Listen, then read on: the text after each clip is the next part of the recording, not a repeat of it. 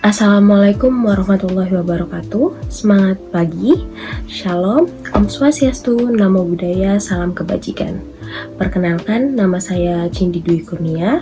Saya adalah mahasiswa FEB UGM yang kali ini akan mempresentasikan hasil tesis saya yang berjudul Analisis Faktor-Faktor yang Memengaruhi Niat Perilaku Pembelian Reusable Menstrual Products. Tesis kali ini diampu langsung kepada dosen pembimbing saya, yaitu Bu Sari Yunahyo. Pertama, saya akan menjelaskan terkait dengan latar belakang penelitian kali ini. Permasalahan lingkungan menjadi isu yang diperhatikan oleh masyarakat seluruh dunia. Kampanye penggunaan barang-barang ramah lingkungan kian menjadi perhatian, mulai dari sedotan plastik, gerakan membawa botol minuman, pengurangan sampah menjadi tujuan dalam program yang diselenggarakan. Salah satu permasalahan sampah yang belum menjadi topik utama adalah penanganan produk menstruasi yang digunakan oleh perempuan, kontributor pencemaran lingkungan. Dan permasalahan ini bersinggungan dengan menstrual hygiene management yang dijelaskan pada laman worldbank.org yang menunjukkan bahwa kesehatan dan kebersihan menstruasi menjadi isu sangat krusial bagi terwujudnya kesejahteraan dan pemberdayaan perempuan. Fakta Sustaination menyatakan bahwa sanitary pad memiliki waktu sekitar 200-800 tahun untuk dapat terurai. Dan jika diproyeksikan dengan data Adminduk pada tahun 2021, 272 juta jiwa akan menghasilkan sebesar 190,5 ribu ton per hari yang akan menghasilkan sampah. Opini pro ini masih sangat menjadi alasan yang kuat, seperti dengan hal kepraktisan, mudah dijangkau, dan harga serta akses yang memadai. Tapi dampak pada lingkungan akan menghasilkan sangat buruk. 26 ton per harinya sampah pembalut akan ada di Indonesia. Emisi karbon pembalut sekali pakai akan menghasilkan 15 juta partikel per tahunnya. Atas dasar permasalahan isu lingkungan dan permasalahan sampah serta pengembangan gaya hidup ramah lingkungan, saya melakukan mini survei untuk mengidentifikasi permasalahan apa saja yang terjadi di Indonesia. Dari mini survei ini, saya mendapati 137 responden dengan menanyakan sumber informasi produk menstruasi pertama yang mereka dapatkan. Dan hasil responden menjawab bahwa teman dan lingkungan sebesar 43% mendapati informasi pertamanya adalah dari teman dan lingkungan sekitarnya. Yang kedua adalah ibu dan keluarga sebesar 42,5%, dan yang terakhir adalah iklan dan media yang masih sangat sedikit, yaitu 14,5%. Sekitar 87,6% mayoritas telah mengenal dan mengetahui terkait dengan reusable menstrual product, dan diantaranya 51,2% masih menggunakan pembalut sekali pakai. Responden akan menjawab secara positif akan mempelajari terkait dengan reusable menstrual product sebesar 97,2%.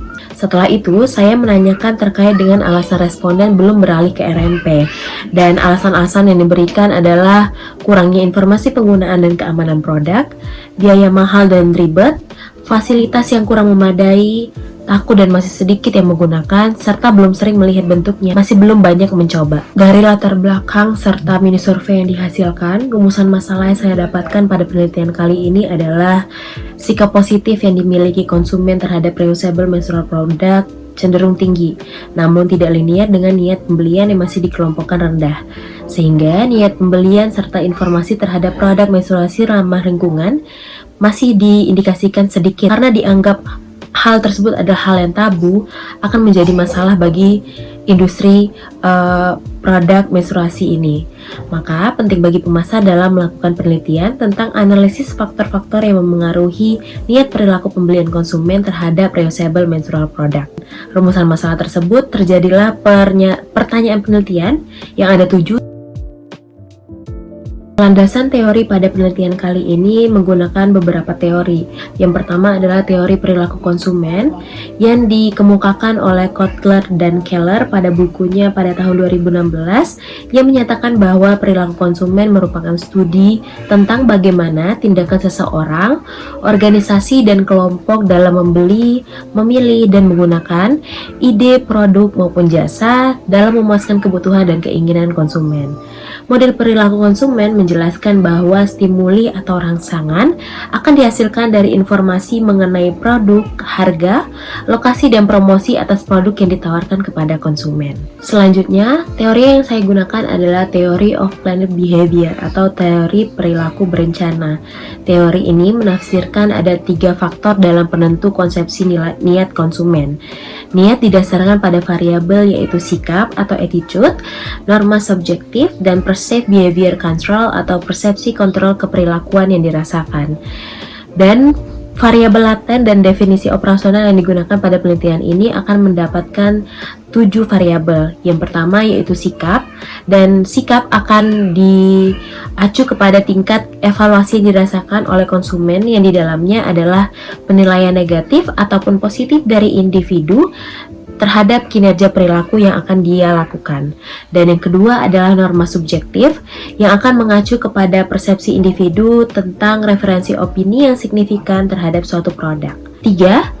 Persepsi kontrol keperilakuan yang dirasakan, yaitu upaya untuk memahami keterbatasan yang dimiliki seseorang dalam memilih perilaku tertentu, sehingga seseorang akan berniat dan berperilaku sesuai dengan yang diinginkan. Variabel selanjutnya adalah pengetahuan. Pengetahuan akan melihat bagaimana seberapa baiknya konsumen memahami informasi tentang ciri atau karakteristik konsekuensi dari manfaat positif dan nilai yang akan dipuaskan terkait dengan produk reusable menstrual product. Dan yang kelima adalah persepsi resiko yang diukur melalui seberapa jauh persepsi responden terhadap resiko yang didapatkan dalam pembelian RMP. Persepsi ini akan bernilai negatif maupun positif. Dengan memberikan kesan positif terhadap produk yang ditawarkan, kecenderungan persepsi positif akan dapat terjadi. Dan yang keenam adalah kepedulian lingkungan. Kepedulian lingkungan didefinisikan sebagai sikap atau perilaku individu dalam mengupayakan pencegahan kerusakan pada lingkungan. Variabel ini akan mengacu kepada penilaian dan kesadaran seseorang terhadap kepedulian permasalahan lingkungan yang dihadapi saat ini. Dan yang ketujuh, niat pembelian. Niat pembelian adalah niat perilaku pembelian hijau akan mengacu kepada pembelian produk yang mendukung gaya hidup ramah lingkungan serta produk yang digunakan secara berkelanjutan sehingga mampu didaur ulang dan bermanfaat bagi keberlangsungan kelestarian lingkungan yang diukur melalui sejauh mana seseorang berniat dalam melakukan pembelian produk tersebut. Selanjutnya, hipotesis penelitian. Penelitian ini terinspirasi dari artikel yang berjudul Applying Knowledge Social Concern and Perceived Risk in Planned Behavior Theory for Tourism in COVID-19 Pandemic yang dipublikasikan oleh Rahma Fitria et al. Pada tahun 2021. Namun di sini dilakukan perubahan salah satu variabel dari social concern menjadi environment concern, yaitu kepedulian lingkungan. Dan ini merujuk dari latar belakang dan mini survei yang telah dilakukan. Sehingga hipotesis penelitian yang didapatkan adalah pengetahuan berpengaruh positif pada persepsi resiko. Hipotesis kedua yaitu persepsi resiko berpengaruh positif pada sikap. Hipotesis 3, kepedulian lingkungan berpengaruh positif pada sikap. Dan hipotesis 4, persepsi resiko berpengaruh positif pada norma subjektif. Hipotesis 5, yaitu persepsi resiko berpengaruh positif pada persepsi kontrol keperilakuan yang dirasakan. Hipotesis 6, yaitu norma subjektif berpengaruh positif pada niat perilaku pembelian. Dan hipotesis 7, yaitu persepsi kontrol keperilakuan yang dirasakan berpengaruh positif pada niat perilaku pembelian. Dan hipotesis yang terakhir adalah sikap berpengaruh positif pada niat perilaku pembelian terhadap reusable menstrual product. Metode penelitian yang dilakukan pada tesis kali ini dengan membuat desain penelitian berupa kuantitatif deskriptif secara cross-seksional dengan sumber data yang didapatkan yaitu dengan data premier yang diperoleh melalui survei atau self-administered survey, dan kuesioner tersebut akan disebar secara online melalui Google Form. Instrumen penelitian kali ini dilakukan dengan melakukan screening serta digunakan adanya sampel berdasarkan pertimbangan atau judgmental sampling yang diukur dengan menggunakan skala Likert dengan skor poin 1-5 dari sangat tidak setuju sampai sangat setuju. Populasi pada penelitian kali ini adalah seluruh perempuan di Indonesia yang belum pernah membeli RMP dan telah dapat menentukan keputusan dalam memilih produk menstruasi yang digunakan sehari-hari. Dengan metode analisis yang menggunakan metode SEM, Partial Least Square atau PLS dengan software Smart PLS. Kriteria responden yang dijadikan judgment sampling yaitu responden yang telah dan masih menggunakan disposal pad atau pembalut sekali pakai, responden yang telah mengenal bentuk dan produk yang digolongkan reusable menstrual product, responden yang mengenal dan mengetahui gaya hidup ramah lingkungan, dan responden yang berumur 20-40 tahun. Selanjutnya, hasil analisis data. Dari penyebaran kuesioner mendapatkan total pengisian kuesioner dalam Google Form sebesar 303 responden. Namun sebanyak 43 orang tidak memiliki kriteria yang sesuai dikarenakan cakupan umur yang tidak memenuhi, yaitu rentang 20-40 tahun, tidak mengikuti gaya hidup ramah lingkungan, dan sudah melakukan pembelian produk menstruasi yang tergolong RMP. Dari screening yang dilakukan, responden yang memiliki kriteria yang sesuai adalah 260 responden.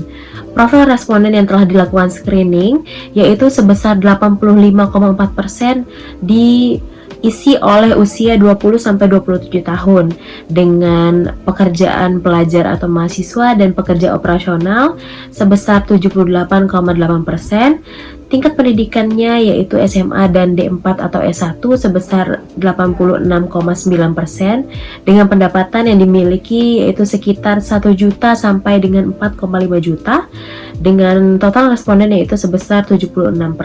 Saya memaparkan terkait dengan hasil analisis deskriptif menggunakan SPSS, dan jumlah sampel sebesar 260 responden akan menunjukkan bahwa nilai minimum seluruh variabel yang digunakan adalah 1.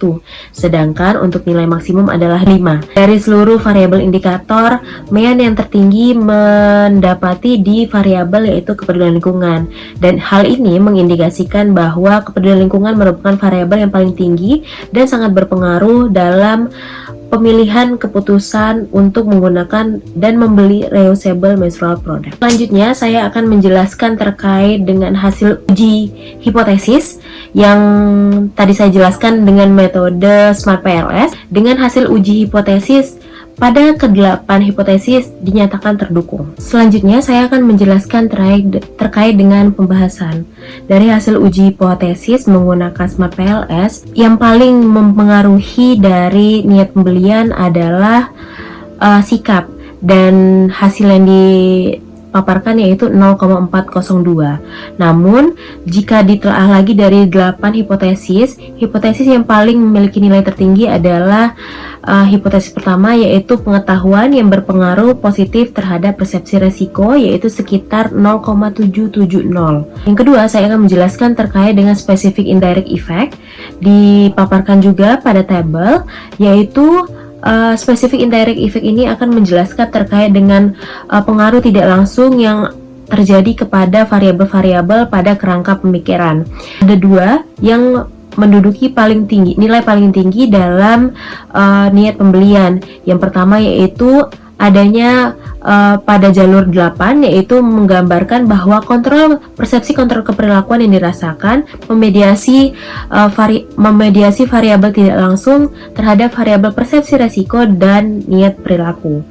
Sedangkan yang seperti jika ditelaah lagi menggunakan hasil uji hipotesis, tadi adalah variabel sikap yang paling tinggi, sehingga jika dilihat ini adalah specific indirect effect dari sikap, yaitu menduduki nilai tertinggi kedua, yaitu 0,223, yang ditandai dengan sikap memediasi pengaruh secara tidak langsung terhadap variabel kepedulian lingkungan dan niat pembelian.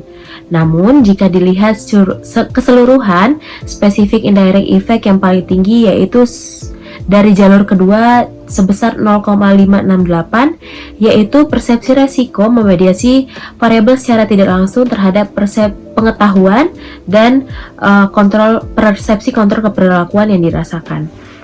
Terakhir, saya akan menjelaskan terkait dengan simpulan dan saran pada penelitian kali ini. Kesimpulan pada penelitian kali ini menunjukkan bahwa variabel yang memiliki pengaruh paling besar terhadap niat pembelian reusable menstrual product adalah sikap.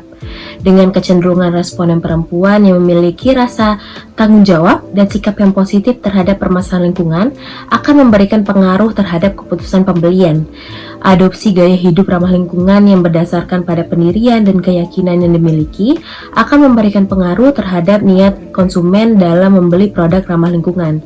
Dan jika dilihat, hasil dari spesifik indirect effect tertinggi adalah persepsi kontra keperilakuan akan memediasi secara tidak langsung terhadap variabel persepsi resiko dan niat perilaku pembelian. Sikap akan variabel yang memediasi secara tidak langsung terhadap kepedulian lingkungan dan niat perilaku.